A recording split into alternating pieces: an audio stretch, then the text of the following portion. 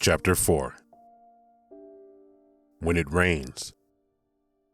1:16 p.m. Owen had just finished washing his face and is now leaning on the sink with both hands, his arms locked out by the elbows. Lord, please forgive me. I can't do this without you. I need you back, Teresa. The kids, As if experiencing an absent seizure, he is nearly hypnotized, staring down into the slow-draining water, swirling into the darkness of a silver ring. He finally blinks from the welling tears that tickle his eyelashes and closes his mouth before the pooling drool drips from his bottom lip. As he stands upright, a warm tear falls from his face and onto the porcelain edge of the sink. A deep breath helps him clear his mind and refocuses him on the day. He snatches his toothbrush from the cup holder and squirts a generous amount of toothpaste on the bristles. His grip is extra tight. Vigorously, he brushes back and forth, working up a lather while staring into his own guilty, remorseful eyes in the mirror. The lather drips from his lips in soapy glops. He stops. More tears well as he gently removes the brush from his mouth. In his sudden silence, he could hear the mumbling coming from Kira's room. From the tone in her voice and the giggling that followed, it was none other than Nakia she was speaking to. Kira, get! His sudden outburst spat toothpaste on the mirror. Frustrated, he spits out the rest and rinses his mouth, then dries hurriedly with the face towel.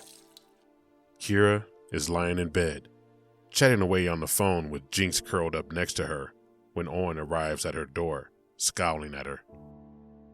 Kira, I asked you, please don't tie up the phone. Please get off. Whatever you have to tell your friend can wait, sweetie. She mutters something in her phone, then addresses her father. Yeah. But only if you stop calling me sweetie. Her words continue to chip away at his already broken heart, and it shows in the faint, painful sadness in his eyes. He swallows what would have been an angry outburst and responds in a calm voice. If that's what you want, hurry and get off, please. Okay already. Jeez. She puts her mouth to the phone. I have to go. Yeah, I'll call you later. Bye. She then slams the phone down on the soft bed. Thank you. Owen steps away from the door. Dad! Her screech shot up his back like ice-cold claws. He steps back into the room. What? Can I get a cell phone? I can barely afford the one I have for my business. I looked into it. It's not going to cost you that much per month. Only like $20. Then you don't have to worry about me being on the phone all the time. I said no. It's not in the budget right now. Kira frowns. I'm the only girl that doesn't have a phone at my age. All my friends have one. Even Mariah's dad got her one. Nakia and... Mariah's dad is also a successful attorney. He smirks. When we get back on our feet, everything will be okay. We'll see about getting you a phone then. You'll be okay for now, trust me. No, I won't. She says through clenched teeth. Mom trusted you. Look where that got her. Okay, that's enough. You need to stop. No! If Mom were here, we wouldn't have to worry about financial difficulties. Maybe you should get a real job. Then we won't have to sell the house. What makes you think this isn't a real job? I'm only one person, young lady. I'm doing what I know how to do. Besides, I'm doing the best that I can. Maybe someday things will look up. Your mother is gone, and I wish to God she wasn't. I wish there was something I could do to bring her back. But it's your fault she isn't here. Isn't that right, Dad? She bared her teeth at him. Yours? Grandma told me. She told me everything. Owen's heart drops, and he swallows deep, the spit feeling like a large jawbreaker going down. He's thunderstruck for the moment as his daughter gives him the coldest, most hateful stare. A stare that translated, if she had telekinesis, she would have torn his body in two, right where he stood. He grips the frame of the door and hangs his head. Baby, I didn't. Get out of my room! She turns away from him while crossing her arms over her chest. Owen hesitates, but backs away slowly. He knows in his heart that this is a discussion that he should probably save for another day. He closes the door gently, placing his hands on it as he listens to the muffled cries on the other side. She hates me, and I'm not sure I blame her one bit, he thought. Suddenly, the home phone rings downstairs. On the third ring, Jacob fumbles a cordless receiver from the stand. Mosley residence. My dad is busy upstairs. Can I take a message? Owen comes thundering down the staircase. Hey, who was that? I don't know. Some lady. Give me the phone. Go play. Jacob runs off and upstairs. This is Owen Mosley. Hi, Mr. Mosley. It's Penny with Munden Real Estate. How are you? Oh, hey, Penny. I'm okay. How are you? I'm great. And you'll soon be doing even better than okay with the news I have for you. His heart picks up pace. Why? What's going on? Well, I received an offer on your home earlier today. I was going to call you this morning, but I wanted to make sure the buyer was serious. Oh my God. Thank goodness. He takes the conversation to the kitchen table, dropping into a chair. What are they offering? Well, I have the details. I'll explain everything fully, and you tell me what you think. I'm listening.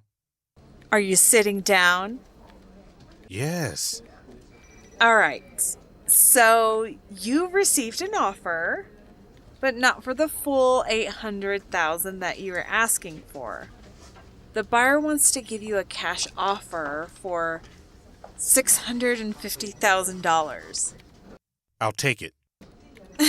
Okay, but not so fast. There are a few things that the buyer wants that we should go over. Uh-oh. No, It's pretty basic with these types of things. First, they want 4% of the sales price returned to them at closing to go towards closing cost assistance, home warranty. What? A home warranty? What's that? I'll explain more about that later. Nothing to worry about. What you do need to worry about is that they want to close within 30 days. Holy shit, 30 days? I'd have to be packed up and gone by then? Yeah, I'm sorry. No, you don't have to agree to everything. You can tell me no and why, and then I'll present it to their agent and see what happens. Want to do that? Owen sighs, looking toward the stack of unpaid bills on the console and listening to the sound of Jacob playing upstairs in his room. Then there's Kira. The money could make things better for them, for sure. However, the thought of giving up his home, the home that Teresa and he had worked so hard in obtaining, their dream home, going to some stranger, saddened him deeply. But the reality of it is, he needs the money and can't afford his home with his current income. No. Let's do it. I need to do it. You'd think I'd know more about this business since my wife was a real estate agent, but I've just heard bits and pieces in conversations. She's dealt with big properties like these. Okay. I have a few more things to go over with you. Then I'll call the buyer's agent to give them the thumbs up, okay? Okay, sounds good. Don't sound so sad, Mr. Mosley. With that amount of money, you can find a place in no time. Hell, you could buy a place in no time. That's not it. There's more to this move than just the money. I'm leaving a lot behind. However, unfortunately, it needs to be done. He takes another quick breath and perks up. This is good news, so it's what my family needs. Owen walks through the front door, balancing 3 pizza boxes on one arm, a pepperoni for himself, 1 cheese for Jacob, and the other with pineapple, Kira's favorite. He places the boxes on the table with a 2-liter bottle of root beer soda. He steps back into the foyer and directs his attention upstairs. Who wants pizza? Oh, me! Jacob yells, springing from his bed, then carefully stepping through his tactfully placed army men on the floor. It doesn't take him long before he is seated at the kitchen table, swinging his feet with a huge smile on his face. Did you get cheese, Dad? Did you get cheese? The box on top, but go wash your hands first, little man. And actually use soap this time. Okay. Have you seen your sister? She's in her room. Owen prepares all of their plates, with 2 slices apiece, and 4 cubes of ice in each of the 3 large yellow cups. He then lights a sea breeze scented turquoise candle with a yellow lighter, and places it next to the picture of Teresa above the fireplace. Dinner time was always special to her. She would always preach about how families should be together during that time, and it was the most important meal of the day. Lighting the candle was his way of making her present and paying respect. Jacob emerges from the bathroom with a smile, wiping his hands on his shirt, then skipping his way to his spot at the kitchen table. Did you use soap and wipe the seat? I didn't go pee. I use soap, though. Jacob raises his hands above his head. See? Smell my hands. No, I trust you. Eat up. I'm gonna go check on your sister. Before he could finish, Jacob had already began stuffing his face full of cheese pizza, his eyes widened with delight. Owen stands in front of Kira's room, his fist hovering an inch in front of the door, hesitating to knock while anticipating the angry response he would receive. He knocks on the door gently. She doesn't answer, so he tries once more, with just a touch more force. She still doesn't answer. Owen turns the knob and eases it open. Kira is lying in bed facing away from him, submerged up to her shoulders in a salmon-colored comforter. Assuming she is asleep, he enters silently. Hearing the floor groan under his feet, Kira opens her eyes partially, watching him through a reflection of a silver handheld mirror propped up on her vanity. He places her plate of pizza and a cup of soda next to her lamp on the nightstand, then covers her food with a thin paper napkin. He watches her for a moment, wishing he could dump every thought about what happened into her mind before she was set on completely rejecting him. If only it were possible. He backs away without a word and closes the door gently. Jacob's tiny fingers peel a piece of pepperoni free of the thick cheese, humming as he feeds it to Jinx, waiting beside him. Owen sees this coming up from behind them. Jacob, no! Jinx isn't supposed to eat food like that. You can get her sick. That's people food, and that's my pizza. Why? We eat it. Why doesn't it get us sick then? Animals eat different stuff than we do. You can't give her that, okay? Okay. Cheese neither? No, buddy, no cheese. Okay. Where's Kira? She's asleep. Jacob licks his fingers, peels some cheese from his pizza, then tilts his head back, dangling the stretchy goo above his mouth. No, she's not. She's just mad at you. He drops it dead center. Jacob, I know I taught you better manners than that. Sit in your chair right and don't eat your pizza like that. But I always eat my pizza like that. It's fun. You used to do fun things with me. What did I say? Jacob obeys, but not without a brief defiant glare. He drops down into his seat, flicking the rest of the cheese off his finger and onto the plate. Why aren't you no more fun, Daddy? You used to be fun. He takes another bite. Is it 'cause Mom was gone? Owen drops his hands below the table and clasps his fingers between his knees. He's hungry, but for whatever reason, after Jacob's question, can't bring himself to eat. Everything's changed for sure, and I don't know how to handle it. I don't know what to do, he thought. He looks up to Teresa's picture next to the flickering candle, then back to Jacob, his mouth open and chewing away playfully with the fronts of his teeth. Jacob stops immediately when he notices his father's gaze, hangs his head, and chews slowly. Sorry, he says through a wad of food. Owen flashes a faint smile, picks up his slice of pizza and takes a large bite. When Jacob breaks his stare from his plate, Owen begins masticating his food in the same manner. Gobs of cheese, bread, and pepperoni dance around as they are mashed by the fronts of his teeth. Jacob throws his head back, giggling uncontrollably, then locks eyes with his father as they both chew like cavemen. Jacob tops his father by showing his chewed food, rolling it around with his tongue. Okay, I give up.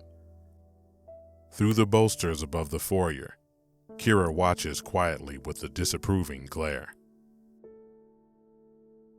Later, Owen notices Jacob is lightly chewing on a piece of crust hanging from the corner of his mouth. You full? Jacob rubs his stomach. Uh-huh. My belly is tight. Well, if you feel like it, you can go to your room and play. He clears Jacob's plate. But no cartoons for right now. At least not until I put that parental block on the cable. Jacob brushes off just as Jinx strolls into the kitchen. Hey, before you go up, blow out your mom's candle, please. Kay! Jinx rubs against Owen's leg, nearly tripping him up. I forgot. It's dinner time for you too, huh? He removes a plate from the refrigerator, filled with strips of baked chicken, then dangles it over Jinx's head. She wastes no time springing up to her hind legs and standing nearly as tall as Owen's shoulders. She swats at the morsel, knocking it from his hand and to the floor, then devouring it quickly. Jacob shoves his large Tonka dump truck across the bedroom floor, plowing through a platoon of green toy army men on the other side. He then rushes to the other side to aid the wounded. Oh no, what happened, fellas? He picks them up, standing them upright once again. Look like you guys got hit by a kamikaze truck, loaded with explosives. He picks up his light blue toy two-way radio. Sir, we are here under attack. Send in air support now. Next to him is a fleet of paper airplanes he'd created. He picks up two and throws them in the direction of the rival Red Army men, positioned in front of a pile of neatly stacked stuffed animals. The paper planes land in the middle of enemy territory, doing minimal damage. Sir, we need something stronger. The airstrike just isn't enough. He looks around to see what he has available. Anything to really cause damage to the enemy Red Army. He fishes through his toy box, shoebox, and under the bed, but nothing will do. He pans the room, coming across the cartoon military poster on his wall, full of machine gun fire, explosions, and a GI holding a flamethrower to a bunker full of Nazis. He reaches deep into his pocket, removing a yellow lighter he had swiped from the fireplace when blowing out his mother's candle. He then turns his attention to his fleet of paper airplanes. Kira finishes off the last slice of her now cold pizza and washes it down with the rest of her soda, raising the bottom of the cup until the ice slides down to her lips. Even though she's still a bit thirsty, she refuses to leave her room, avoiding the risk of facing her father, so she sucks on one of the few remaining ice cubes. She climbs out of bed to retrieve the folded piece of tissue paper still delicately sitting on her desk. The dainty tissue paper gift was given to her the day she left her grandparents' home. Carefully, she peels open the methodically wrapped paper, revealing a white monarch butterfly. Her grandfather caught it for her collection during his trip to Hawaii. He told her, the Chinese believe that the white monarch butterfly symbolizes the soul of a departed loved one. Danius Plexipus. She thought of her mother while softly tracing the edge of its delicate wings with the tips of her middle fingers. She places it on the bed, taking extra special care in handling the incredibly fragile specimen, then reaches under the bed for a paper towel roll. She rips off a sheet, laying it flat under the light of her desk lamp. With a pink spray bottle filled with water, she spritzes the towel lightly and places the butterfly dead center. She could almost hear her mother whispering to her the day she taught her this. You could damage the wings if you don't soften them first. It also makes for a good wing spread. Now, you can pin it to your display box. Carefully, she folds the moist paper towel over the butterfly and places it in a small Tupperware container. With the container tucked under her arm, she carefully cracks open the door just enough to peek into the hallway. She pauses for a moment to listen. Jacob is playing quietly in his bedroom, and she can hear the television going downstairs. Quietly, she makes her way down the hall into the top of the staircase. She leans over the rail, satisfied at the sight of her father asleep on the couch, his head tilted back and mouth wide open. With each step, she pauses from the groaning wood under the carpeted steps, while gripping the banister rail firmly. Eventually, she makes her way down to the bottom step, and despite the noise, Owen barely moves. She moves swiftly through the foyer, then slides in the pink pair of no-show socks across the kitchen floor, where she stops in front of her tall, stainless steel destination. A heavy, rapid pounding at the front door startles both her and her father, jolting him from his sleep. He sits up straight, dazed and confused, then lets out a long grunt before coming to his feet. As he shuffles through the living room toward the front door, wiping the sleep from his eyes and face, he notices Kira standing in the kitchen, hugging her container to her chest. He points to the front door with a confused expression. She hunches her shoulders with just as much confusion in her eyes. He flips on the porch light and yanks the door open wide. His neighbors, Mr. and Mrs. Jensen, stand before him with a crazed and eager look in their eyes. Both reach for Owen's arms anxiously to pull him outside. Your house! Your house! Screams Mrs. Jensen, leading him outside by the arm. Then she points to the upstairs with the free hand. We called 911. Your house, it's on... Owen's eyes buck open. What? To his horror, smoke is coming from Jacob's bedroom window. The orange light from the flickering, dancing flames grow larger by the second. The upstairs fire alarm blares. Owen shoves him away as he runs back inside. Kira, get out now! He takes off up the steps 3 at a time. Jacob! When he gets to the hallway, Jacob is running toward him, spilling water from a green toy bucket he's carrying. Thick, black smoke spills from the top of the open doorway and into the hall. An anxious, painful look of regret radiates from his eyes. I'm sorry, Daddy. Sorry. Get out, now! Go! He rushes over to Jacob's room. The inside is filled with black smoke. The neatly stacked stuffed animals are swallowed by the roaring fire. Soon, flames are spreading to the curtains beside the ignited plush toys. Owen grabs the bucket from Jacob and throws it on the fire, but it was like spitting into a volcano. Jacob, what did you do? Get out of here now, son! He spins around to get more water, but sees Kira, standing in the hallway, frozen from shock. Damn it, Kira, I said get out of here! Take your brother and go!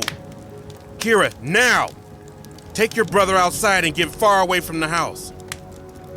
Across the street, move! Move!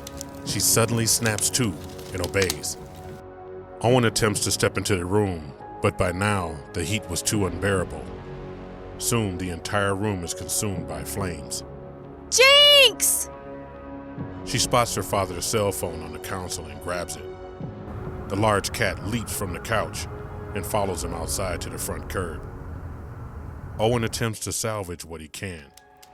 First, he grabs his wedding photo album, then his wallet and medications. With his arms full, He watched as the fire began to claim the hallway. Instead of running, Owen freezes right where he stood. Through the blazing wall, he could see what looked like black smoke in the shape of a woman. It then disappeared into the flickering flames. Despite his deadly surroundings, he stands in awe of the brief moment, then suddenly realizes if he doesn't leave now, he will never leave. The entire home is consumed. Tears stream down Owen's face as he watches the last hope of finding stability for his family burn to the ground. The kids observe from a safe distance in their grandparents' car, while the firefighters do what they can to put out the flames. Some neighborhood children and adults witness a man that once had it all fall apart, dropping to his knees and crying out loud. He buries his face in his hands and slumps forward into the grass. I'm sorry, Daddy. I didn't mean to. Jacob cries, watching him from the rear window. Jacob, turn around and sit down, sweetie. No! He then opens the rear driver's side door and runs to Owen. Jacob nearly falls onto him as he wraps his arms around his dad's neck from behind. With her nose running and cheeks wet from tears, Kira watches him from the car. You two are going to stay with us for a little bit, baby. Rose reaches over the driver's seat to comfort her, rubbing her back. Everything's going to be just fine. Don't you worry. You two have been through so much already. I'm going to save you from this one, okay? We want to thank you for listening. And if you liked the video, please be sure to subscribe and crush that like button. In 5, 4, 3, 2, 1. Awesome.